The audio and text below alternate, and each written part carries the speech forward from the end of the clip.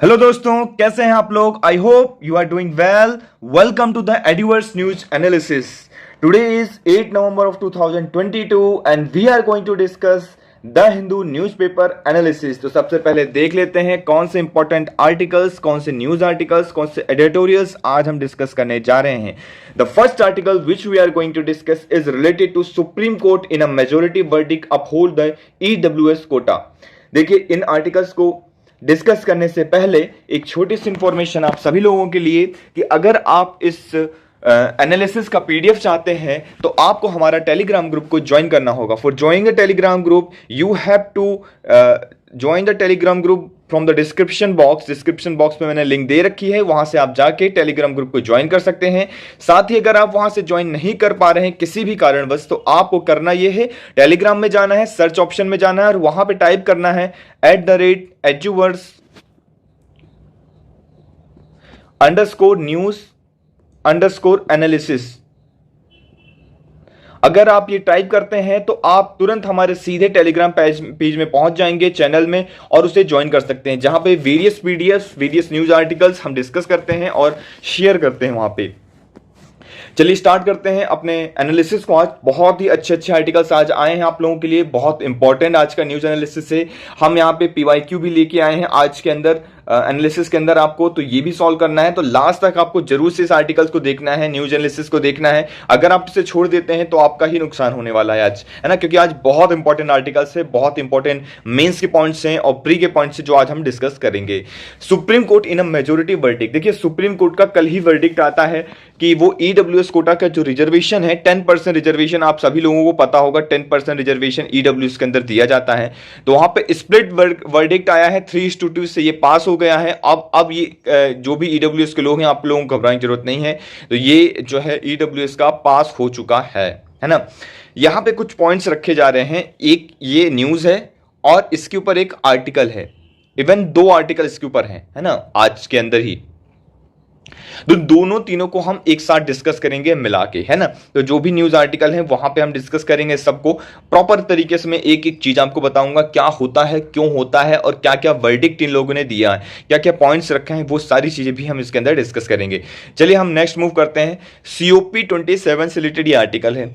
अब सीओपी 27 का मैंने आपको पहले ही बताया था, कल भी ये चीज मैंने बोली थी कि हम क्या करेंगे, हम इंपॉर्टेंट, जब इसका सबमिट खत्म हो जाएगा, इंपॉर्टेंट सबमिट चल रहा है, जैसे इसका सबमिट खत्म होता है तो हम इसके ऊपर जितनी इंपॉर्टेंट चीजें सब एक साथ डिस्कस करेंगे। हर दिन छोटा छोटा डिस्कस करने से अच्छा हम एक दिन में प्रॉपर डिस्कस कर ले, है ना, जो भी निकल के आएगा। चलिए आगे मूव करते हैं। आज का इंपॉर्टेंट देखिए आर्टिकल, सबसे इंपॉर्टेंट जो है, centre oppose petition in high court against the provision of surrogacy law. तो सरोगेसी लॉ से रिलेटेड ये आर्टिकल है। हम देखेंगे सरोगेसी लॉ क्या होता है, ये कैसे right under article 21 of the constitution है, डिटेल में डिस्कस करेंगे। आज के बाद कभी भी सरोगेसी के ऊपर क्वेश्चन पूछा जाएगा तो आप लोगों से ये जो है छूट के नहीं जाने वाला। इसके अंदर हम बात करेंगे असिस्टेड रिप्रोडक्टिव टेक्नोलॉजी की, और इस एक्ट की बात करेंगे, सरोगेसी रेगुलेशन एक्ट 2021 और assisted reproductive technology regulation act 2021 की भी हम बात करेंगे। काफी इंपॉर्टेंट हो जाता है, क्रक्स निकाल के लेके आया हूं, ध्यान से देखिए, है ना। आप लोगों की समझना है क्या है इसके अंदर, क्या पॉइंट्स है, वो चीज हम देखेंगे। साथ में पॉक्सो एक्ट देखेंगे। सबसे पहले हम देख लेते हैं वो सरोगेसी होता क्या है। सबसे पहले जब भी मैं बात करता हूं what do you mean by surrogacy, question ये आता है, सरोगेसी से रिलेटेड क्वेश्चन आता है आपको मेंस के अंदर। क्या करना है, डेफिनेशन लिखनी है। अगर कुछ डेटा लिख पा रहे हैं इंपॉर्टेंट है, तो अगर आप डेटा भूल जाते हैं, सपोज आप डेटा क्या हो चुका है, आप भूल चुके हैं, आप नहीं याद रख पा रहे, तो आप जनरल डेफिनेशन याद रखिए, उसको आप पुट कर सकते हैं, है ना। क्या है, surrogacy is an arrangement in which women the surrogate agrees to carry and give birth to a child on behalf of another person or couple, the intended parents लिखा है, एस भी और टी भी है ना, एस ना भी है और एस, मतलब सिंगल वुमेन है तो वो भी सरोगेसी कर सकते हैं, और अगर मैरिड है तो वो तो कर ही सकते हैं। A surrogate sometimes also called gestational carrier is an woman who conceives, carrier and give birth to a child or another person, couple, intended parent। ये आपको पता होना चाहिए, ये डेफिनेशन है। इसके अंदर सिंपल वर्ड्स में आपको समझाता हूं। सरोगेसी का मतलब होता है, एक वुमेन है ना, ये एक महिला एक ये दूसरी महिला है, ऐसा समझ लिए, एक ये कपल है ना, और एक ये महिला है। अब किसी भी कारणवश, वो क्या क्या कारण हो सकते हैं वो हम बाद में देखेंगे, है ना, किसी भी कारणवश ये जो है बच्चा पैदा कर पाने में असमर्थ है ना, उसके कई रीजंस हो सकते हैं, है ना, तो कुछ भी प्रॉब्लम हो सकती है। तो ये क्या करती, इस महिला के पास जाती, इस कपल्स के पास सपोज जाती, ये दोनों कपल हैं, ये कर पाने में अक्षम है, तो ये इन दोनों कपल्स के पास जाते हैं। ये कपल्स भी हो सकते हैं और सेपरेट सिंगल भी एक ये वुमेन हो सकती है, हाँ, लेकिन इसका मैरिड होना आवश्यक है। क्लियर हुआ पॉइंट। ये जो वुमेन है या तो मैरिड हो, या मैरिड होने के बाद ये विडो हो, डिवोर्स हो, कुछ भी इस तरीके से चल सकता है, ऐसा हो सकता है।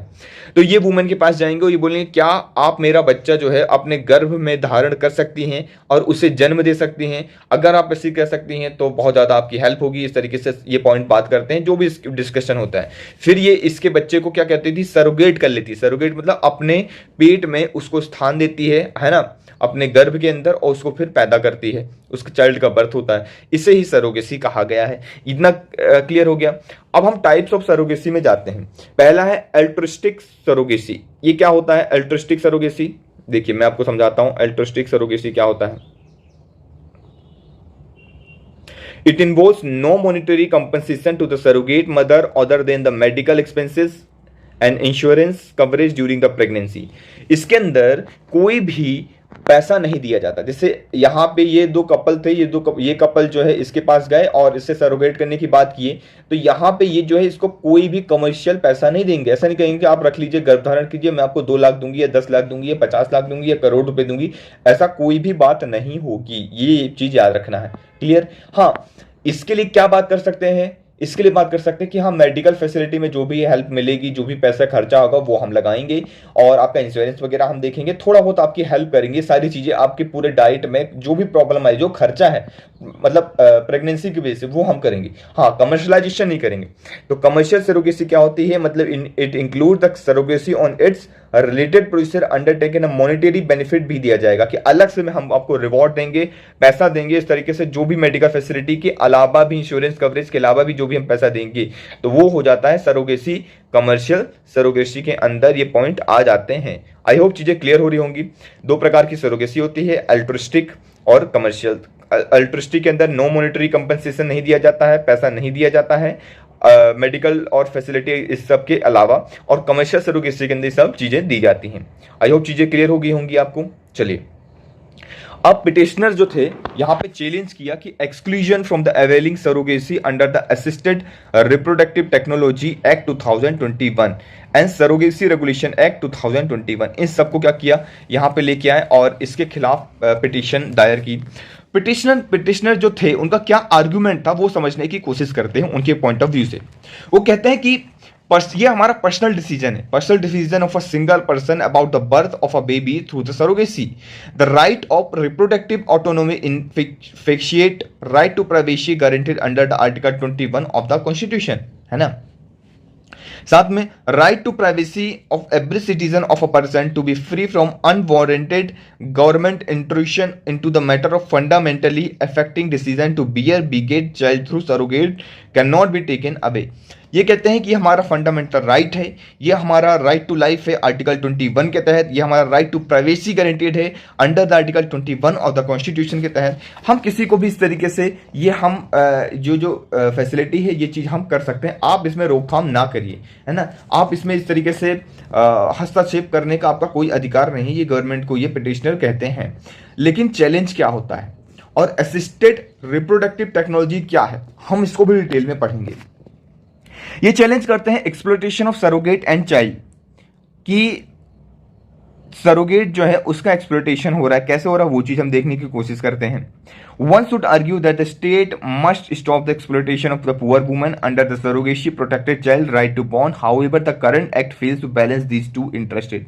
2 इंटरेस्ट हैं, एक तो गरीब आदमी, गरीब इंसान है, अगर वो सरोगेसी ले रहा है उसके साथ कुछ फेलियर हो गई या कुछ भी इस तरीके से होगा, कौन जिम्मेदार होगा, ये पहला पॉइंट निकल के आता है। आर्ग्यू करते हैं कि स्टेट को एक जो पुअर वुमेन है ना, अब क्या होता है सरोगेसी के लिए जनरली कमर्शियल सरोगेसी जो है अभी बैन कर दिया गया था, है ना। तो उसमें बात की जाती है कि पहले होता था कि जो गरीब औरतें हुआ करती थी उनको वहां तक जाते थे, जो पैसे वाले माँ बाप लोग हुआ करते थे, जो लोग पैसे वाले लोग हुआ करते थे उन तक पहुंचते थे और सरोगेसी की बात करते थे, है ना। अब उनके साथ कोई प्रॉब्लम हो जाए या कुछ भी हो जाए तो उनका कौन देख रेख करेगा, कौन क्या करेगा, ये बहुत ज्यादा मेजर चीजें निकल के आ रही थी, इसलिए कमर्शियल सरोगेसी को बैन किया गया। कि ऐसा ना हो कि ये एक प्रॉपर धंधा बना लिया जाए, तो इस बेसिस पे इस चीज को मना किया गया है ना। फिर ये क्या करता है, ये एक पॉइंट आप लिख सकते हैं, ये कुछ पॉइंट्स हैं, आप चाहें तो आप इसे आप अपने आंसर राइटिंग के अंदर इंक्लूड कर सकते हैं, है ना। कौन सा, एक्सप्लोइटेशन ऑफ द सरोगेट, मैं इसको बड़ा कर देता हूँ थोड़ा सा, exploitation of surrogate and child, है ना। एक्सप्लोइटेशन हो रहा है सरोगेट का और बच्चे का, दोनों का एक्सप्लोइटेशन ना हो, ये एक पॉइंट है। Reinforce patriarchal norm, patriarchal norms को फिर से रीइंफोर्स ना किया जाए। अब कैसे वो देखेंगे। डिनाइस लेजिटिमेट इनकम टू सरोगेट्स, अब जो सरोगेट कर रहा है ये यार उसका लेजिटिमेट इनकम है, अगर वो कुछ काम करके दे रहा है एक तरीके से, तो ये banning commercial surrogacy also denies the legitimate source of income of the surrogate. तो सरोगेट की कुछ ना कुछ इनकम होनी चाहिए, कुछ उसको थोड़ा बहुत मॉनेटरी हेल्प मिलना चाहिए, लेकिन ये चीज लिमिट कर दिया गया है वुमेन्स के लिए, है ना। तो ये बहुत ही नेगेटिव सी चीज है ना। तो ये पॉइंट नेगेटिव में आप लिख सकते हैं। रीइंफोर्सेस पेट्रियार्कल नॉर्म्स का क्या अंतर है। Act reinforces traditional patriarchal norms in our society that attributes no economic value to the women's work. ये बताता है अगर ये आप उनके जो वर्क है उसको डायरेक्टली, जैसे कमर्शियल सरोगेसी को बैन कर दिया गया, तो यहाँ पे पॉइंट उठा रहे हैं कि ये पेट्रियार्कल नॉर्म को वो कर रहा है कि आप वुमेन्स के काम को कुछ काम ही नहीं मान रहे एक तरीके से, है ना, डिनाई कर रहे हो, है ना, कि उसका कोई मतलब ही नहीं है। उनके तो एक तरीके से फंडामेंटल राइट जो है वुमेन का to produce under the article 21 of the constitution, वो आप छीन रहे हो कि वो प्रोड्यूस नहीं कर सकते, वो इस तरीके से काम नहीं कर सकते हैं, तो डायरेक्टली अफेक्ट कर रहा है उनके फंडामेंटल राइट को। तो ये आप लिख सकते हैं, है ना। ये पैट्रियार्कल नॉर्म्स को बढ़ा रखे, जैसे एक मर्द चाहेगा वैसे काम होगा। तो ये बहुत ही नेगेटिव सा पॉइंट है जो अपने आंसर के अंदर आप लिख सकते हैं। क्लियर हुआ है point. Overall this step indirectly denies the children to couple choosing the embrace parenthood. Emotional complications बहुत ज्यादा इसके अंदर आ जाती हैं, जैसे कि अल्ट्रिस्टिक सरोगेसी के अंदर, कोई अल्ट्रिस्टिक सरोगेसी कौन करेगा, जनरली कौन होगा, कोई फ्रेंड होगा, है ना, कोई रिलेटिव होगा, है ना। मदर में है, लीड टू इमोशनल कंपाइलेशन आ सकता है उसमें। अब इमोशनल कॉम्प्लिकेशंस आ सकते हैं, तो उसके रिगार्डिंग क्या होगा कि जो मदर है वहीं पास में रह रही, तो वो कॉन्फ्लिक्ट देखने को मिल सकता है कल को, है ना, कि पास में देखने को मिल रही, तो वो उसका लगाव बढ़ेगा और फिर कॉन्फ्लिक्ट आगे देखने को ये चीज मिल जाएगी। तो ये रिस्क ना हो, ये ज्यादा रिस्क है किसके अंदर, अल्ट्रिस्टिक सरोगेसी के अंदर, है ना। अल्ट्रिस्टिक सरोगेसी और क्या करता है, लिमिट करता है किस चीज को, ऑप्शन ऑफ इंटेंडिंग कपल तो choosing surrogate mother for very limited relative. अब उनके जो रिलेटिव हैं उन्हीं में से उनको चूज करना होगा, है ना। अल्ट्रिस्टिक सरोगेसी के अंदर ये कहा गया, ये प्रोविजन है कि वो सिर्फ और सिर्फ किसी भी रिलेटिव को ही ले सकते हैं, या कोई बहुत ज्यादा जो फ्रेंड्स है, बहुत करीबी का फैमिली फ्रेंड है, उन्हें ही लिया जा सकता है ना। उसी में एक प्रोसेस जाएगा, तो एक लिमिट कर देते हैं ना सरोगेसी मदर को, जो सरोगेट मदर है उनको लिमिट कर दिया। अब कोई अगर है ही नहीं, ऐसे कैपेबल ही नहीं है ना, तो फिर क्या करेगा आदमी। नो थर्ड पार्टी इन्वॉल्वमेंट, किसी भी थर्ड पार्टी का इन्वॉल्वमेंट नहीं होगा, ये एक बहुत ज्यादा नेगेटिव पॉइंट है। In altruistic surrogacy there is no third party involvement, किसी तीसरी पार्टी का इन्वॉल्वमेंट है ही नहीं। Third party involvement ensure the intended couple to bear support of medical and other miscellaneous expenses, तो कहीं से बाहर से भी पैसा इनको नहीं दिया जाएगा, है ना। तो ये एक पॉइंट जो है आप अपने आंसर के अंदर लिख सकते हैं। क्लियर। तो मैंने सारे पॉइंट्स को डिस्कस किया है, क्या चैलेंजेस हैं, क्या पॉइंट्स हैं।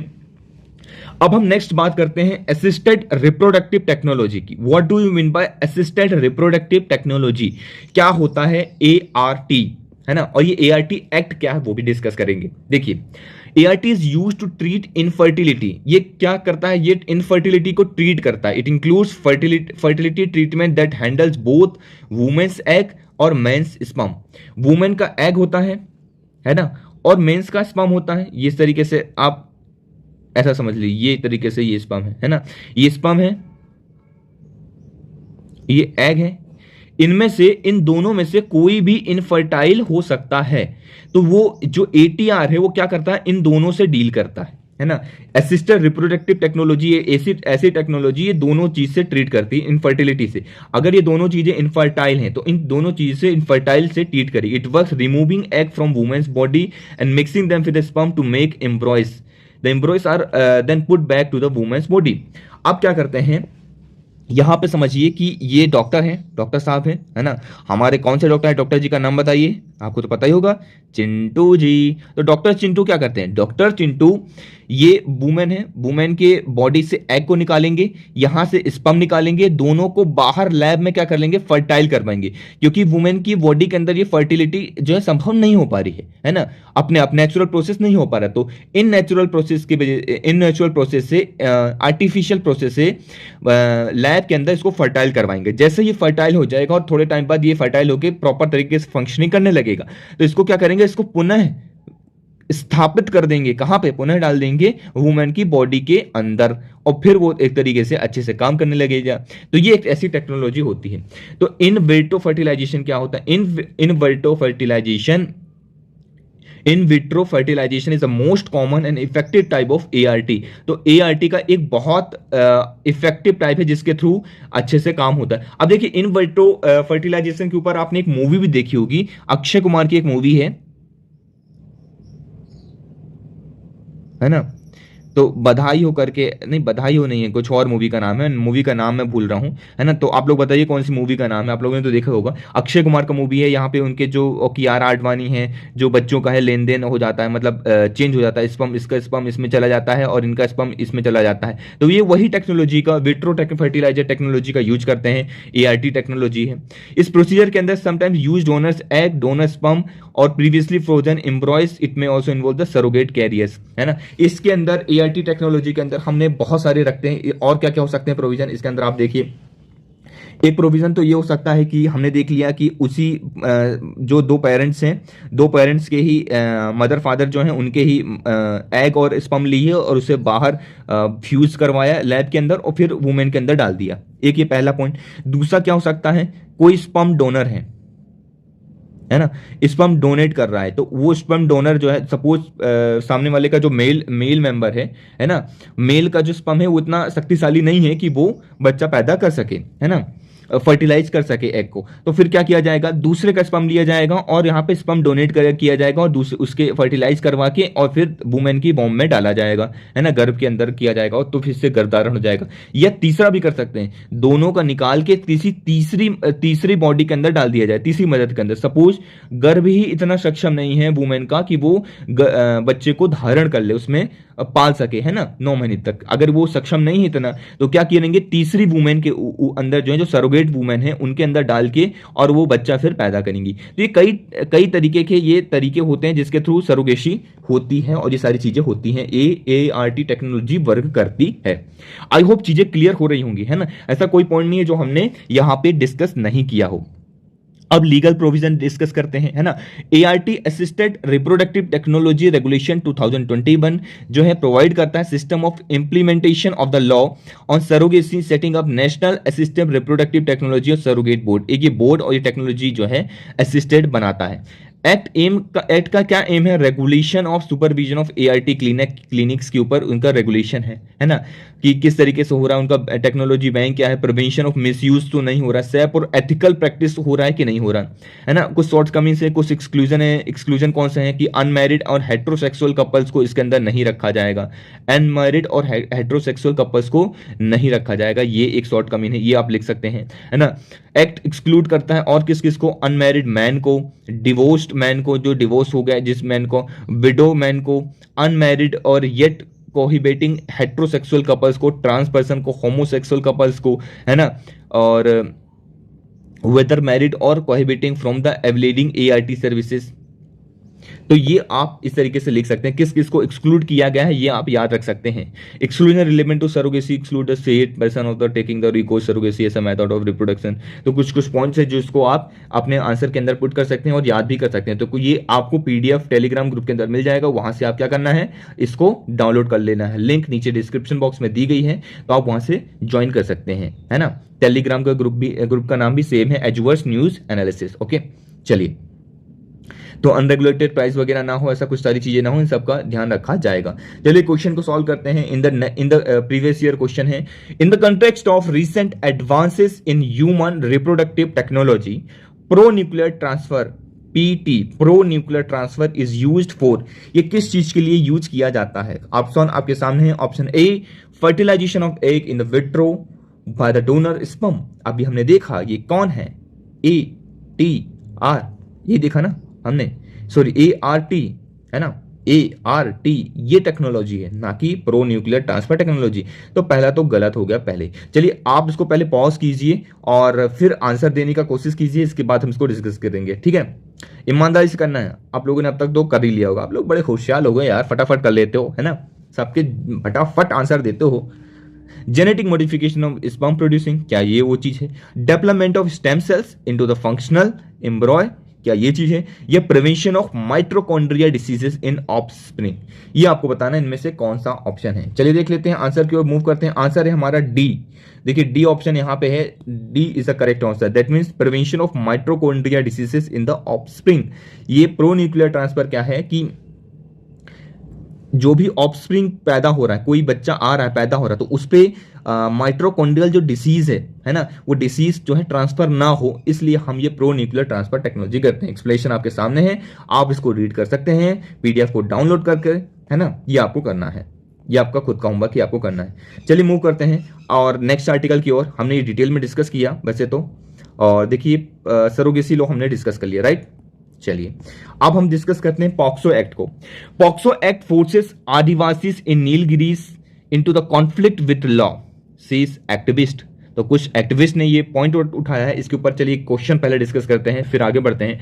With respect to United Nation convention on right of the child consider following statement. Pause करना है, प्रीवियस ईयर क्वेश्चन है, 2010 में इसको पूछा गया है। Right to development, right to expression, right to recreation, which of the above is the right of the child. Child का कौन सा इसमें से राइट है, ये आपको बताना है according to the UN United Nation convention on right of child. I hope आप लोगों ने अब तक आंसर दे दिया होगा। कमेंट सेक्शन के अंदर आप लोग बहुत तेज और बहुत ज्यादा होशियार हैं, हमें पता ही है ना, इसमें तो कोई शक ही नहीं है, कोई शक नहीं कर सकता है ना आप लोग कितने होशियार हैं। तो इसका आंसर है डी, तीनों के तीनों इसमें से सही हैं। आई होप चीजें क्लियर हो रही होंगी, D is the correct answer, है ना। आप लोगों ने तो पहले बता दिया था मेरे बताने के पहले, है ना। देखिए आप लोग तो हैं यार समझदार लोग। आप पॉक्सो एक्ट की बात करते हैं, मैं आपको छोटा सा मामला है क्रक्स बता देता हूं इसका फटाफट। क्या हुआ कि आदिवासी हैं, ऐसा निकल के आता है कि जो आदिवासी हैं, SC और ST कम्युनिटी के लोग हैं, या जो सॉरी SC ST कम्युनिटी के लोग नहीं कह सकता मैं, जनरली जो ट्राइबल पीपल्स हैं, है ना, जो ट्राइबल पीपल जो रह रहे हैं, उनको ज़्यादा लॉस के बारे में पता नहीं होता है ना, इतने ज़्यादा बेचारे पढ़े लिखे नहीं होते। अब क्या हो रहा है, जनरली ये लॉस तो आप अगर देखेंगे तो बहुत सारे लोगों को भी नहीं मालूम, जनरल लोग जो हैं उनको भी ये कुछ लॉस जो है मालूम नहीं होते हैं, लेकिन उनको जो 18 से कम है और जो आदिवासी हैं जो वहाँ पे रह रहे हैं उनको तो और ज़्यादा नहीं मालूम है। तो ये केस निकल के आता है नीलगिरीज की में, जो आदिवासी लेते हैं वहाँ पे कॉन्फ्लिक्ट विद लॉ निकल के आ रहा है। वहाँ पे जो बच्चे हैं, जैसे 18 साल के कम की लड़की है और 20 साल का लड़का है, ये दो लोग हैं। अब ये एक ही कम्युनिटी से बिलोंग करते हैं, इनको आपस में प्यार हो गया, है ना, लव अफेयर चल गया। अब इनको प्यार हो गया, प्यार मोहब्बत की बातें होने लगी धीरे धीरे, और ये धीरे धीरे ये कब इन्होंने अपनी हदें पार कर दी पता नहीं चला, इस तरीके से चीजें हो गई, है ना। धीरे धीरे प्यार को बढ़ाना है, हर हद से गुजर जाना है, तो वही सारी चीजें हैं। अब देखिए इन्हें तो पता नहीं था कि ये कुछ लॉज होते हैं जिनके खिलाफ कैसा कैसा क्या क्या प्रॉब्लम हो सकती है इन्हें। अभी लड़की जो है प्रेग्नेंट होगी और लड़की की एज 18 से कम है, सपोज 16 है या 17 है, ऐसी कुछ एज है ना। अब ये शादी भी करना चाहते हैं, ऐसा नहीं कि शादी नहीं कर रहे हैं, इन्होंने शादी भी सपोज कर ली, इनको पता चला कि प्रेग्नेंट है तो शादी कर ली, ये शादी नहीं भी करी, दोनों केसेस लेते हैं। अब ये जाते हैं डॉक्टर के पास, अब डॉक्टर देखता है कि बच्ची तो जो है वो माइनर है ना, 18 से कम की है। अब 18 से कम की है, बच्ची माइनर है, तो ये लग जाता है उस लड़के के ऊपर क्या, सेक्सुअल ऑफेंस, पॉक्सो एक्ट लग जाता है कि बच्चा जो है, लड़का जो है बड़ा है, लड़की छोटी है और उसके साथ सेक्सुअल एक्टिविटी हुई है, तो जिसकी वजह से उसके ऊपर पॉक्सो एक्ट लग जाता है, उसको सजा मिल जाती है। अब 8-10 साल की सजा मिल जाएगी और बच्चा फिर जो लड़का है वो 20 साल का है और जब बाहर आ जाएगा तो 30 साल का होगा। तो सोचिए एक हार्डकोर क्रिमिनल बन जाएगा वो। तो अब ये क्या, इसके ऊपर क्या वर्क करना चाहिए, ये सारी चीजें बात की जा रही है। पॉक्सो एक्ट को हमें और एक बार डिफाइन करने की और अच्छे से देखने की आवश्यकता है यहाँ पे, है ना। ये जो सेक्सुअल एक्टिविटी हुई है दोनों के बीच में कंसेंसुअल हुई है, ऐसा नहीं है कि जबरदस्ती की गई है, लेकिन फिर भी पॉक्सो एक्ट लग जाता है क्योंकि बच्ची की उम्र जो है 18 से कम है, लड़की की उम्र 18 से कम है, तो पॉक्सो एक्ट अपने आप लग जाता है। तो ये बहुत ही नेगेटिव सा पॉइंट है जो हमें इसको देखने की और सुधारने की, अमेंड करने की आवश्यकता है। आई होप चीजें क्लियर हो रही होंगी आपको। चलिए आगे बढ़ते हैं, नेक्स्ट आर्टिकल की ओर मूव करते हैं। तो ये एक छोटा सा पॉइंट है जिसको आप अपने आंसर के अंदर भी पुट कर सकते हैं ना, कि किस तरीके से क्या क्या चीजें हैं। Neel Kurinji withers what tourist inflow continue. एक फ्लावर है नील कुरिंजी नाम से आप लोगों ने देखा होगा, नीले कलर का है, नीलगिरी में पाया जाता है। इवन आप ये ध्यान रखेंगे, ये जो है एक्चुअल में इसी की वजह से, इसी फ्लावर की वजह से जो है बहुत अच्छा फ्लावर होता है। नीलगिरी का नाम जो है नीलगिरी रखा गया, नीलगिरी हिल्स का नाम नीलगिरी रखा गया। अगर मैं बात करता हूं इस आर्टिकल को, तो कलीपारा जो हिल्स है इडुक्की के अंदर, यहां पे जो है टूरिस्ट अभी भी बहुत तेजी से आ रहे हैं। अब क्यों आ रहे हैं वो देखते हैं। यहाँ पे एक फ्लावर होते हैं, अब ये फ्लावर जो है अभी फूल नहीं रहे हैं, लेकिन फिर भी टूरिस्ट डेस्टिनेशन तेजी से आ रहे हैं। तो यहाँ पे डीएम साहब जो है हमारे डिस्ट्रिक्ट मजिस्ट्रेट, वहाँ पे लिखा गया, इनको लेटर वगैरह लिखा गया है और बात की गई है कि इसको टूरिस्ट डेस्टिनेशन डिक्लेयर कीजिए, इसको टूरिस्ट डेस्टिनेशन बनाने की यहाँ पे बात चल रही है। तो उससे रिलेटेड आर्टिकल है, यहाँ पे टूरिस्ट पोटेंशियल ज़्यादा है, वही सारी चीज़ें बात की जा रही हैं, लेकिन हमारे लिए ये इंपॉर्टेंट है तो इसको हम देखते हैं, है ना। चलिए अब नील कुरिंजी फ्लावर, ये क्या है, नीला मीन्स ब्लू, ये इस तरीके से होता है। आप देखिए कितना प्यारा फूल है, पूरा छा जाता है इस तरीके से, बहुत ही अदृश्य, मतलब इतना सुंदर दृश्य होता है ना कि अगर आप कभी जाएंगे वहां पे तो जरूर से यहाँ पे जरूर विजिट करना है आपको। इसका साइंटिफिक नेम है, इसका प्रॉपर डिटेल मैंने दे रखी, तो आप चाहे इसको रीड कर सकते हैं ना। नीलगिरी माउंटेन्स के अंदर है, रेंज के अंदर, इसका नाम the plant is name the famous Kunthi river. तो इस प्लांट का नाम किस पे पड़ा है, कुंथी रिवर के ऊपर पड़ा है, जो फ्लो करता है केला साइलेंट वैली नेशनल पार्क से फ्लो करता है। साइलेंट वैली नेशनल पार्क है, वहां से कुंथी रिवर फ्लो करती है, और उस कुंथी रिवर से जो है कुंथी रिवर फ्लो करती है, उस कुंथी रिवर से जो है कहां से फ्लो करती है, साइलेंट वैली नेशनल पार्क से फ्लो करती है। उस कुंथी रिवर के ऊपर नीलगिरी माउंटेन का नाम पड़ता है, उस फ्लावर का नाम पड़ता है, ठीक है। सडनली यूजुअली ग्रो एलिवेशन और 1300 से 2400 मीटर तक ग्रो करता है, ये साइंटिफिक नाम है। कुछ इसके टाइप से नील कुरिंजिनी फ्लावर के दैट है आइडेंटिफाई हिल्स, तो ये आप याद रख सकते हैं। कुछ हैबिटेट है ना, कहाँ कहाँ सोलर जैसे फॉरेस्ट हो गया, वेस्टर्न घाट हो गया, है ना, नील कुरिंजिनी इंडिया, ये 40 डिफरेंट वेराइटीज की पाई जाती हैं। याद रखिएगा इसकी टोटल 40 डिफरेंट वेराइटीज इंडिया के अंदर देखने को मिलती हैं, बहुत इंपॉर्टेंट हो जाता है ना। तो कुछ फैक्ट्स हैं, जैसे कि Tamil Nadu Palian tribes use Nilkunji flower to calculate age. There are almost 250 Nilkunji species in the world. World के अंदर 250 इसके फ्लावर्स हैं, जिसमें से इंडिया के अंदर कितने हैं, 40 हैं, ये याद रखना है। और इसमें कुछ जो तमिलनाडु के, इसमें एज कैलकुलेट करने के लिए ये कहाँ टाइम पीरियड वगैरह ये करते हैं। Next blossom was expected in happen in 2018, but because of the forest fire Neelakurinji was not seen in the year. 2018 में एक्सपेक्टेड था कि ये ग्रो फूलेगा, ऐसा नहीं कि हर साल ये फूल फूलता है, ये 12 साल में 12 ईयर्स में एक बार आता है। देखिए कितनी बड़ी बात है, 12 साल के अंदर सिर्फ एक बार, इसलिए काफी इंपॉर्टेंट हो जाता है ये, है ना। Flower bloom takes place once in 12 years, ऐसा pollinating of the flower need a longer period. सोचिए इनका पॉलिनेशन का जो समय है, गर्भ धारण करने का जो समय है, वो बहुत ज्यादा है, बहुत बड़ा है। तो ये आपको याद रखना है ना। आई होप चीजें क्लियर हो रही होंगी, है ना। तो हमने सारी चीजें देख ली। एक्सपेक्टेड था पिछली बार 2006 में था, फिर उसके बाद से 2018 में एक्सपेक्टेड था, पर फॉरेस्ट फायर ज्यादा देखने को मिला, इसलिए ये नहीं हो पाया, है ना। अब देखते हैं आगे 12 साल बाद फिर से अब देखने को मिलेगा, तो इसलिए ये न्यूज़ में है, तो ये आपको याद रखना है ना। चलिए ये चीज़ भी हमने डिस्कस कर ली, है ना, डिटेल्स में। और चलिए नीलकुंजी भी हो गया, है ना अपना। आगे चलते हैं अभी अपन। अब हम आर्टिकल की ओर आते हैं, जो मैंने आपको बताया था इकोनॉमिक एक्सक्लूजन, EWS से रिलेटेड, इकोनॉमिकली वीकर सेक्शन से रिलेटेड आर्टिकल था वो चीज, और यहां पे दोनों मिला के डिस्कस करेंगे। एक ये आर्टिकल डिस्कस करेंगे, एक ये आर्टिकल, दोनों एक ही आर्टिकल हैं। यहां पे किया क्या जा रहा है, एक मैं क्रक्स बताने की कोशिश करता हूं आपको। बात कर रहे हैं कि आखिर वर्डिक्ट क्या होता है, सबसे इंपॉर्टेंट आपके लिए वर्डिक्ट हो जाता है। आप यहां से वर्डिक्ट पढ़िए। इन्होंने जो भी जजेस थे, है ना, 5 बेंच की जजेस थी, 5 बेंच जज थे, है ना। 5 बेंच जज के अंदर इसको क्या बोला गया, कैसे वर्डिक्ट आया, 3:2 से ये जो है पास हुआ। मतलब 3 लोगों ने हाँ बोला, 2 लोगों ने ना बोला। 2 लोगों ने जिसमें ना बोला, उसमें से एक चीफ जस्टिस ऑफ इंडिया भी थे, है ना। तो आप देख लीजिए, ऐसा नहीं है, उनके वर्डिक्ट को भी अगर जो बेंच का फैसला है वो बेंच का फैसला है ना। तो ऐसा बोला गया, इन्होंने पांचों जजेस ने ये माना कि जो ईडब्ल्यूएस है, according to the economically weaker section को जो रिजर्वेशन दिया जा रहा है 10%, ये तो कॉन्स्टिट्यूशनली वैलिड है ना। It is a part of basic structure. उन्होंने कहा कि जो ये बेसिक स्ट्रक्चर है उसको बिल्कुल भी ये हनन नहीं कर रहा है, बेसिक स्ट्रक्चर बिल्कुल भी प्रॉब्लम नहीं कर रहा है इसकी वजह से, है ना। ये तो पॉइंट रख दिया पांचों ने। फिर इन्होंने बात हुई, यूएल जो ललित जी हैं, करेंटली जो चीफ जस्टिस ऑफ इंडिया हैं, उन्होंने ये चीज बात रखी, क्राइटेरिया रखा कि इसके अंदर जो 10% ईडब्ल्यूएस को रिजर्वेशन मिल रहा है, इसके अंदर आप इंक्लूड करिए किस किस को। इन्होंने बोला कि ये अनकॉन्स्टिट्यूशनल है अगर आप सिर्फ इसमें जनरल कैटेगरी के लोगों को लाते हैं तो। अदर कैटेगरी के लोगों को जैसे कि एससीज, एसटीज, ओबीसीज, अगर आप इसको नहीं इंक्लूड करते हैं तो ये क्या है, ये अनकॉन्स्टिट्यूशनल है। इन्होंने ये चीज कही, उन्होंने बोला ये राइट टू इक्वलिटी के खिलाफ है, ऐसा इनका पॉइंट था। वहीं पे दूसरी तरफ जो अदर 3 जजेस थे, उन्होंने बोला नहीं नहीं सर, ऐसा बिल्कुल भी नहीं है, ये बिल्कुल अनकॉन्स्टिट्यूशनल नहीं हो सकता। क्यों नहीं हो सकता, आप समझिए मैटर को। उन्होंने बोला कि सर वर्टिकल रिजर्वेशन है। सबसे पहला पॉइंट तो ये क्या है, वर्टिकल रिजर्वेशन। आप बताना है वर्टिकल रिजर्वेशन क्या होता है और हॉरिजॉन्टल रिजर्वेशन क्या होता है, कमेंट सेक्शन है। मैं पहले डिस्कस कर चुका हूं डिटेल में, बहुत डिटेल में डिस्कस किया है ना।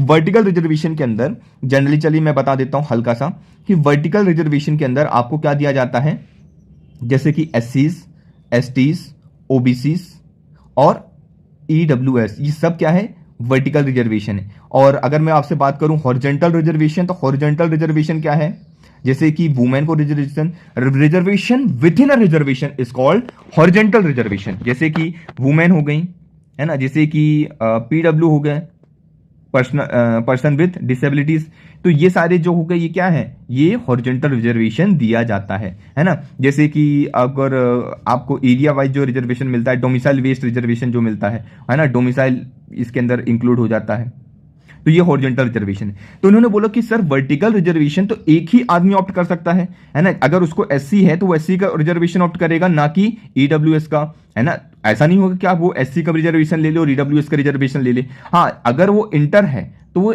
ईडब्ल्यूएस से तो यहाँ पे पीडब्ल्यूडी का ले सकता है ना, दोनों एक साथ ले सकते हैं ये वाले। लेकिन वर्टिकल और हॉरिजॉन्टल एक साथ हो सकते हैं, ना कि वर्टिकल और वर्टिकल। तो ये इनका कहना था। इन्होंने बोला कि इन कम्युनिटी को तो पहले ही से रिजर्वेशन मिल रहा है, जिसको नहीं मिल रहा है उन्हें देना चाहिए, वरना इस जो ईडब्ल्यूएस का रिजर्वेशन देने का जो एम है, जो इसका एक्चुअल में एम है, वो तो पूरा खत्म हो जाएगा, उसका तो कोई सेंस नहीं रह जाएगा, वो तो मतलब ही खत्म हो जाएगा, है ना। फिर तो सारे लोग इंक्लूड हो जाएंगे, फिर तो रिजर्वेशन होना या ना होना तो खत्म हो गया। ये यहाँ पे सारी चीजें बात की गई, क्लियर। इन्होंने बोला कि ये तो एफर्मेटिव एक्शन है, बहुत ही अच्छा पॉजिटिव एक्शन है रिजर्वेशन देना, तो ये चीजें इस पूरे आर्टिकल के अंदर बात की गई हैं। क्लियर हुआ पॉइंट? आई होप चीजें क्लियर हो रही होंगी आपको, है ना। मैं कोशिश कर रहा हूं जितना अच्छे से आपको समझाने की, कि जैसे इंदिरा साहनी केस में बोला था कि यहाँ पे बात की गई थी। इंदिरा साहनी केस हुआ था सुप्रीम कोर्ट का, और बता देता हूँ 1992 के अंदर 9 जजेस की बेंच बैठी थी यहाँ पे। इन्होंने अपहोल्ड किया था ओबीसी रिजर्वेशन को, है ना, अपहेल्ड किया था, favour the exclusion of advances में section of beneficiary community from its preview. उन्होंने बोला कि एडवांस सेक्शन के जो लोग हैं इसके अंदर नहीं आएंगे, जनरल कैटेगरी के लोग इसके अंदर नहीं आएंगे, इसको हटा दिया था। उसी तौर पे आज जो ईडब्ल्यूएस है, इसी का एग्जांपल देते हुए कि ईडब्ल्यूएस के अंदर अब सभी कैटेगरी के लोगों को नहीं रखा जा सकता है। क्लियर? चलिए, ये सारी चीजें हमने डिस्कस कर ली। नेक्स्ट आर्टिकल हमारे लिए है the front line of the first 1000 day window of life, है ना। एक बच्चा जब पैदा होता है तो उसके जीवन के जो शुरुआत के 1000 दिन होते हैं, लगभग 3 साल तक, वो इतने ज्यादा क्रूशियल और इतने ज्यादा इंपॉर्टेंट होते हैं कि मैं आपको क्या ही बताऊं। कैसे? आप इससे अंदाजा लगा सकते हैं कि उस 1000 दिनों के अंदर 3 साल के अंदर बच्चों का जो ब्रेन का जो विकास है, दिमाग का विकास 80% तक हो जाता है ना। आप सोच लीजिए कितनी बड़ी बात है कि 80% विकास जो है वो जो है 1000 दिन के अंदर अंदर हो जाता है, फर्स्ट 100 डेज के अंदर। तो इंपॉर्टेंट हो जाता है कि उस समय बच्चे को, एक तो इंपॉर्टेंट हो जाता है कि हमें मोर्टेलिटी रेट को कम करना है ना। बच्चे ज्यादा से ज्यादा सुरक्षित रहें, स्वच्छ रहें, है ना, स्वस्थ रहें, इस चीज को हमें देखना है। साथ ही हमें देखना है कि उनको न्यूट्रिशनल फूड वगैरह अच्छे से मिल रहा है कि नहीं। अगर मिलेगा तो उनके दिमाग का विकास अच्छी तरीके से हो जाएगा, उनकी कॉग्निटिव एबिलिटी बढ़ेगी और बहुत सारी चीज़ें जो है उनकी डेवलप होंगी, है ना, जिससे हमारा ह्यूमन रिसोर्स जो है आगे का वो बहुत अच्छा हो पाएगा, दिमाग अच्छा बढ़ पाएगा, सारी चीज़ें हो पाएंगी। और अगर न्यूट्रिशनल वैल्यू नहीं मिलती है तो वहीं उनका दिमाग की जो वैल्यू है, जो दिमाग की, वो घट जाएगा, बहुत प्रॉब्लमेटिक कंडीशन फ्यूचर में देखने को मिल सकती है ना। ये सारी चीज़ें हम डिस्कस करेंगे यहाँ पे, और हम डिस्कस कर भी रहे हैं। देखिए यहाँ पे 80% जो है मैंने बता दिया कि 1000 दिन के अंदर ये चीज़ हो जाती है। तो हमने इसके रिगार्डिंग क्या किया है ना। क्वेश्चन आता है कि हमने इसके रिगार्डिंग करा क्या है, एक्चुअल में हमने क्या वर्क किया है। हमने पहले तो एक निकाला कि कुछ अभियान निकाल, जैसे कि पोषण अभियान, है ना। Prime minister over reaching scheme for holistic nourishment, पोषण अभियान, launch in April 2018 under the ministry of women child and development, याद रखना है ना। फिर यहाँ पे बात कर रहे हैं कि जो 1000 दिन तक अगर हमें ये चीज़ बढ़ाना है न्यूट्रिशन वैल्यू को, तो क्या फूड दे देने से, क्या न्यूट्रिशन दे देने से काम बन जाएगा? जी नहीं। आपको क्या करना पड़ेगा, यहां पे एक हम केस स्टडी भी देखेंगे। यहां पे सबसे इंपॉर्टेंस बताया गया है फ्रंट लाइन वर्कर्स का। यहां पे कौन है फ्रंट लाइन वर्कर? देखिए यहां पे फ्रंट लाइनर्स दिए गए, पहले आर्टिकल के अंदर ही मेंशन है। तो कौन होते हैं फ्रंट लाइनर्स वर्कर? ध्यान से देखिए फ्रंट लाइनर वर्कर्स कौन कौन होते हैं। यहां पे देखिए ASHA, आशा, है ना, आपने सुना होगा। Accredited social health activist, auxiliary nurse midwifes, ANM, ASHA, आसास, आंगनवाड़ी वर्कर्स, AWWW, की role empowering the community of health planning and action. इनका बहुत बड़ा रोल होता है ये सब करने के ऊपर, है ना।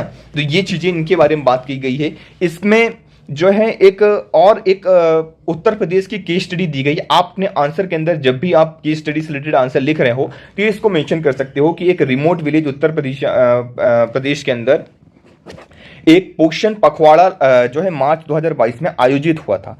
वहां पे multiple continuous effort of EWS के कारण जो है बच्चों का वेट करना, कितना आंगनबाड़ी के अंदर देख रेख करना बहुत अच्छे से करा। इसमें एक पॉइंट और अलग से निकल के आता है कि जब जो वुमेन जो है प्रेग्नेंट रहती तो उस समय अगर उसका ख्याल उसके फादर रखते हैं, फादर इन द सेंस बच्चे के फादर, जो बच्चा पैदा होने वाला है, मतलब उस जो वुमेन है उसका हस्बैंड अगर ध्यान रखता है और बहुत अच्छे से केयर करता है तो वहां पे जो प्रेगनेंसी, वो बच्चा जो है बहुत अच्छे स्वस्थ पैदा होता है, बहुत अच्छा केयर देखने को मिलता है ना। ये बात की गई इसके अंदर। Mother 1.5 times more likely to receive parental care in the first trimester when the father involve during the pregnancy. तो केयर अच्छे से देखने को मिलती है इसके अंदर, ये बात की गई है ना। स्टोरी के अंदर वापस चलते हैं। यहां पे बात किया गया कि कम्युनिटी लेवल जो है मीटिंग करवाई गई पखवाड़ा के पहले। पखवाड़ा 15 दिन का ऐसा मीटिंग टाइप का होता है, सारी चीजें होती है। उसके पहले पोषण पखवाड़ा रखवाया गया। पोषण पखवाड़ा के पहले जो है सभी इंसान, आदमियों को, वुमेन्स को, आंगनवाड़ी वर्कर को, आसास को, है ना, स्कूल टीचर्स, कम्युनिटी के जो एल्डर्स लोग थे, उन सबको लेके आया गया और मीटिंग की गई और इसके ऊपर बात किया गया, है ना। लेडी सुपरवाइजर रखा गया है ना उन्नो डिस्ट्रिक्ट के अंदर of the ensure the EWW does not receive the growth monitoring. तो ये बहुत इंपॉर्टेंट पॉइंट है जो जनरली हम अपने आंसर जब लिखते हैं तो बात करते हैं कि न्यूट्रिशनल फूड होना चाहिए, ये सारी चीजें होनी चाहिए, ऐसा होना चाहिए, वैसा होना चाहिए, बट हम इनकी बात नहीं करते। आशास वर्कर हो गए, ASHA, आंगनवाड़ी वर्कर हो गए, है ना, इन सब की बात करना भी हमारे लिए इक्वली इंपॉर्टेंट है। तो अगली बार से जब भी आप आंसर लिखें इस सब चीज से रिलेटेड, तो आप इनका जरूर से आपको मेंशन करना है। इस साथ ही इसमें आप ये देखिएगा, ये बिल्कुल नहीं भूलना है कि न्यूट्रिशनल सिस्टम ये क्या है, कंक्लूजन के बेस में जनरल कंक्लूजन भी बना के आप इसको आंसर में लिख सकते हैं। चाहे तो आप अपने आंसर राइटिंग में एक नोट्स जहां पे भी आप बना रहे हो तो वहां पे इसको सीधे सीधे डायरेक्टली इसको उतार लेना है। क्या? The momentum of strengthening the nutritional system focus on regular skilling की जरूरत है। जो भी ये वर्कर है, फ्रंट लाइन वर्कर है, उनको स्किल प्रोवाइड करवाइए रेगुलर बेसिस में। सपोर्टिव सुपरविजन होना चाहिए। Motivation of front line worker to deliver contextualised focus and quality nutrition provide करवाएं, वो हेल्थ सर्विसेज प्रोवाइड करवाएं। These along with data driven review must be prioritised. Data निकाल के कहां पे क्या हो रहा है, कैसे हो रहा है, प्रोग्राम लेवल को वहां पे एक वर्क करना पड़ेगा। Deeper understanding of issue and needs to grass root level पे वर्क करना पड़ेगा, तब जाके ये प्रॉब्लम हमारी सारी सुधरेंगी। Contribution to community health is much more, है ना, it is crucial to empower the front line worker who are driving change at the last mile, है ना। तो ये लास्ट मील तक ये इंपॉर्टेंट हो जाता है ना। फ्रंट लाइन वर्कर के ऊपर ये एक तरीके से है, तो आप इसको लिख सकते हैं। चलिए, G20 की प्रेसिडेंसी, जैसा कि हम जानते हैं कि दिसंबर के अंदर इंडिया जो है G20 प्रेसिडेंसी लेने वाला है, इसलिए पहले भी हमने इसके ऊपर आर्टिकल डिस्कस किया है। नाउ इसके अंदर हम कुछ और पॉइंट्स डिस्कस कर लेते हैं, कुछ नए पॉइंट्स। जैसे कि इसके अंदर बात कर रहे हैं कि जैसे इंडिया जो था, जब देश आजाद हुआ तो फूड डिफिशिट था, है ना, और आज की डेट में फूड सरप्लस कंट्री बन चुका है इंडिया, और विश्व के अंदर फूड की क्राइसिस देखने को मिल रही है ना। बहुत ज़्यादा लोग भूखे सो रहे हैं, इस हंगर एक बहुत बड़ी प्रॉब्लम है। तो हमें इस चीज़ को, पॉइंट को रखना चाहिए G20 के अंदर, और ये इस मैटर को रखना चाहिए कि यार देखिए किस तरीके से ये सारी चीज़ें हो रही हैं और हमने कैसे किया। अपने अनुभव को वर्ड के साथ साझा करना होगा और बताना होगा कि क्या स्टेप हमने उठाया और इसके रिगार्डिंग हमें वर्क करना होगा, है ना। सक्सेसफुल जर्नी को हमें बताना होगा, साथ ही 2020 में। अब G20 के अंदर जो है एक डायलॉग हुआ था, डिक्लेरेशन थी, वो उसको आप याद रखना है। जनरली यूपीएससी पूछ लेगा कि दिस डिक्लेरेशन कहाँ हुई थी, G20 G7 इन नेशन के बारे में पूछ लेगा, साथ ही पूछ लेगा कि किस चीज से रिलेटेड है। तो G20 मिनिस्टर मीटिंग हुई थी, recognise the poverty elevation food security and sustainable food system. इस डायलॉग को कहते हैं Matera declaration, reflect the Indian concern of welfare of small medium farmer, promoting the local food culture को promote करने के लिए था, एग्रीकल्चरल डाइवर्सिटी को। आई होप चीजें क्लियर हो रही होंगी आपको, है ना। चलिए G20 के बारे में पहले देख लेते हैं अपन कि कितने देश इसके अंदर आते हैं, है ना। देखिए 20 देश आते हैं इसके अंदर, जैसे नाम ही सजेस्ट करता है। कौन कौन से देश है ये आपको अब भी याद करवा दूंगा मैं। G7 के नाम याद रखिए, कनाडा, सबसे पहले आपको G7 याद रखना है। एक तो कनाडा, है ना, France, Germany, Italy, Japan, UK, US. देखिए दो तो यू वाले हैं, यूके और यूएस तो रहेगा ही G7 के अंदर, बहुत बड़ी इकोनॉमी है। ये ऐसा बनाया गया था कि G7 जो जिसकी इकोनॉमी बहुत ज्यादा स्ट्रांग थी उस समय, है ना, वर्ल्ड की टॉप इकोनॉमीज को इसके अंदर इंक्लूड किया गया था।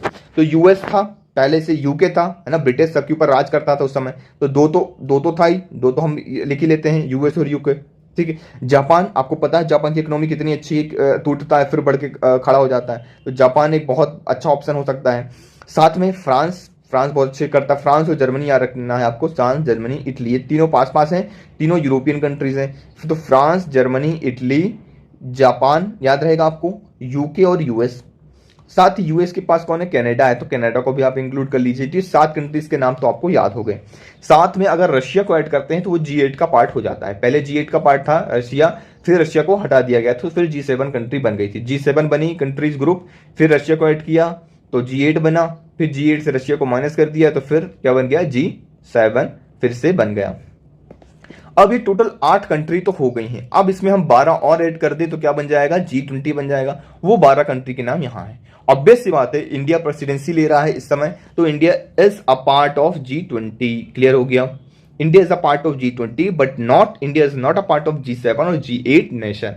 याद रखना है आपको ये, ठीक है। साथ में इंडिया है तो कौन होगा, चाइना भी रहेगा ही, है ना।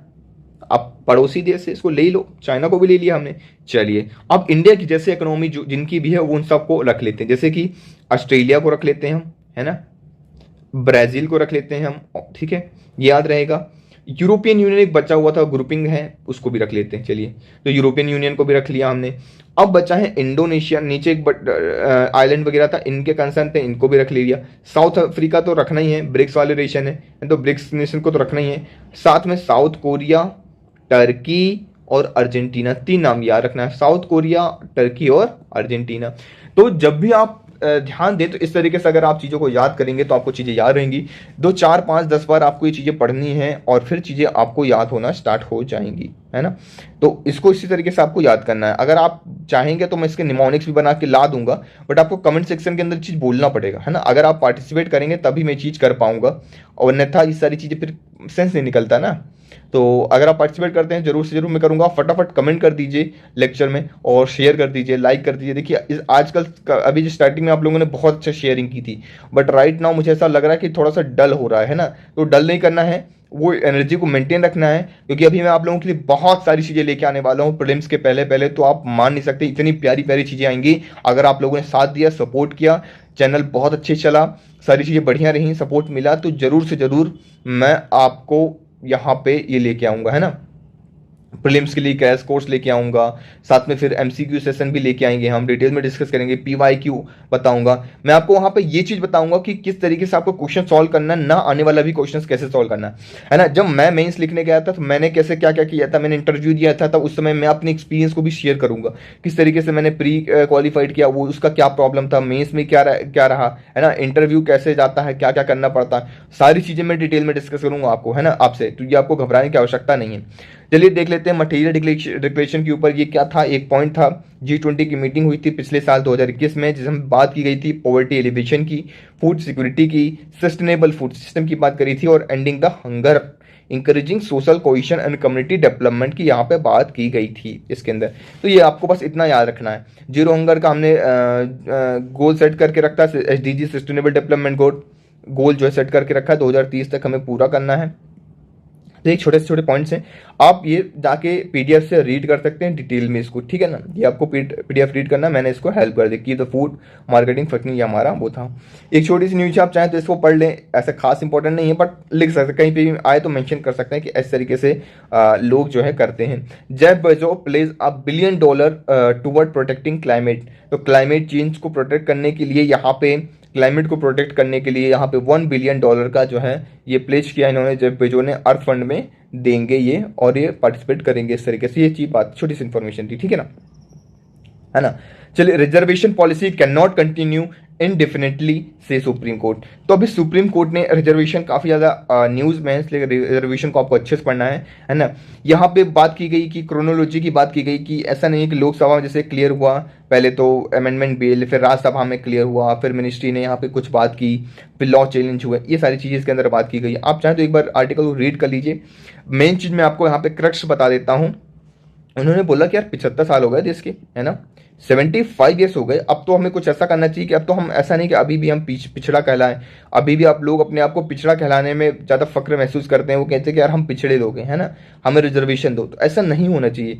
ये पॉइंट्स अपने को याद रखना है कि अब हमको क्या करना है, अब हमको प्रोग्रेसिव चीज़ों को देखना है। अब हमें देखना है यार हो गए 75 साल हो चुके हैं अपने देश को आज़ाद हुए, है ना, अब हमें प्रोग्रेसिव अप्रोच रखनी है, अब हमें आगे बढ़ना है ना, अब हमें उस तरीके से काम करना। इन्होंने बोला, सुप्रीम कोर्ट ने बोला कि आप वर्ग कर दीजिए, आप ऐसा मत करिए कि सारी चीज़ों को हटा दीजिए रिजर्वेशन को, आप वर्ग करिए कि रिजर्वेशन क्यों है, जो लॉसेस हो रहे हैं, जो बच्चे नहीं कर पा रहे हैं, आप उसको वो सुविधा अवेलेबल करवाइए, जैसे कि एजुकेशन, क्वालिटी एजुकेशन अगर सबके लिए फ्री रहेगी, ये सारी चीज़ें रहेंगी, जैसे मैं करवा रहा हूँ क्वालिटी एजुकेशन फ्री आप सब लोगों के लिए।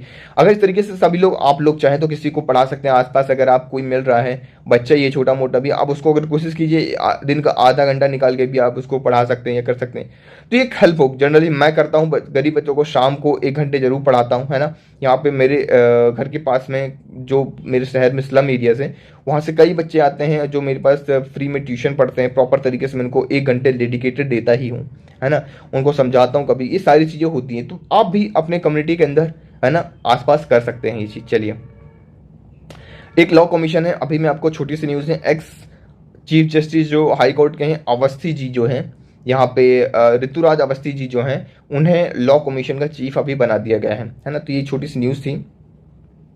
हम लॉ कमीशन के आ रहे हैं, थोड़ा सा देख लेते हैं। जैसे non statutory bodies constitute the government of India from time to time बनाती रहती है इसको। पहली लॉ कमीशन जो बनी थी इंडिपेंडेंट इंडिया की स्टैब्लिश हुई 1955 में, 3 साल के लिए, 3 टर्म ईयर के लिए, है ना। 21 मोर कमीशन है बीन स्टैब्लिश, अभी तक 20, 21, 22 कमीशन बन चुकी हैं, है ना, ये आपको याद रखना है। फर्स्ट लॉ कमीशन जो बनी थी पहले ब्रिटिश राज में, वो 1843 में बनी थी, चार्टर एक्ट ऑफ 1833 के तहत, जिससे चेयरमैन जो थे लॉर्ड मैकॉले थे, याद रखना है ना, लॉर्ड और तो मैं लगाता नहीं इनके नाम के आगे। It work the advisory body, ऐसा एडवाइजरी बॉडी से वर्क करते हैं ministry of law and justice के तहत, है ना। Law commission undertake the reaching और रिसर्च करते हैं लॉ में, सारी चीज़ें को देखते हैं, एडवाइजरी हैं, एडवाइस देते हैं, उनकी एडवाइस काफ़ी ली भी जाती है। लॉ कमीशन की बहुत सारी एडवाइस ली जाती है और बहुत सारी एडवाइस के ऊपर बहुत सारा काम किया जाता है ना। तो ये चीज़ें आप याद रख सकते हैं। आप लॉ कमीशन की रिपोर्ट को भी आप अपने आंसर राइटिंग के अंदर भी मेंशन करते होंगे, है ना। ये कुछ पॉइंट्स हैं, आप लिख सकते हैं। कुछ रिपोर्ट्स हैं जैसे कि यूसीसी को रिकमेंड किया था, है ना, क्रिमिनल लॉ अमेंडमेंट बिल 2017 किया, इलेक्टोरल रिफॉर्म 1999 में इन्होंने सजेस्ट किया था। तो बहुत सारी जो है सजेशन देते रहते हैं, इसको आपको याद रखना है। आई होप चीज़ें क्लियर हो रही होंगी, है ना। आज हमने बहुत ही डिटेल में सभी आर्टिकल्स को डिस्कस किया है। आई होप चीज़ें आपको क्लियर हो गई होंगी। पीडीएफ आप टेलीग्राम से देख सकते हैं, वहाँ पे जाके डाउनलोड कर सकते हैं। ज़्यादा से ज़्यादा लेक्चर को शेयर कीजिए। देखिए बहुत मेहनत लगती है, सुबह सुबह 4 बजे उठना पड़ता है, न्यूज़पेपर लेना पड़ता है, पूरे न्यूज़पेपर को रीड करना पड़ता है ना, आप लोगों के लिए बैकग्राउंड निकालना पड़ता है, एनालिसिस करना पड़ता है। तो थोड़ा सा वैल्यू कीजिए लेक्चर को। क्वालिटी लेक्चर मिल रहा है, मैं quality lecture free of cost देने की कोशिश कर रहा हूँ, कोई पैसा नहीं है, कुछ भी नहीं है ना। साथ में अदर इनिशिएटिव आप लोगों के लिए लेके आता रहूँगा, जिससे क्वालिटी एजुकेशन बढ़ती रहे, है ना। तो ये सारी चीज़ें, और साथ में आपको एक्चुअल में पढ़ने को मिल रहा है ना। आप देखिए ना, आप अगर जाएंगे तो एक तरीके से आपको पूरा न्यूज़पेपर जो है, जो भी इंपॉर्टेंट आर्टिकल है, आप जाके खुद पढ़ सकते हैं, है ना। जैसे कुछ लोग हैं ना जो अफोर्ड नहीं कर पा रहे, न्यूज़पेपर नहीं लगा पा रहे, घर पे न्यूज़पेपर नहीं आ पा रहे, या लेट आता है न्यूज़पेपर, है ना, और उनको नहीं मिल पा रहा है, एक्चुअल में न्यूज़पेपर नहीं खरीद पा रहे हैं, तो यहाँ से डाउनलोड कर सकते हैं। हाईलाइटेड प्लस उनको बैकग्राउंड सब कुछ एक साथ मिल जाएगा, तो वो लोग ये चीज़ कर सकते हैं, है ना। तो वो लोग शेयर कीजिए। बस आपसे यही है कि थम्स अप, लाइक करना है, फटाफट जितना कमेंट हो सके उतना कमेंट कीजिए, और आंसर दीजिए। जो जो आंसर मैं पूछ रहा हूँ आप लोग आंसर एक भी नहीं देते हैं, इसलिए आपको आंसर देना है, और चैनल को फटाफट शेयर कर दीजिए। सो थैंक यू, तब तक के लिए thank you very much for the discussion.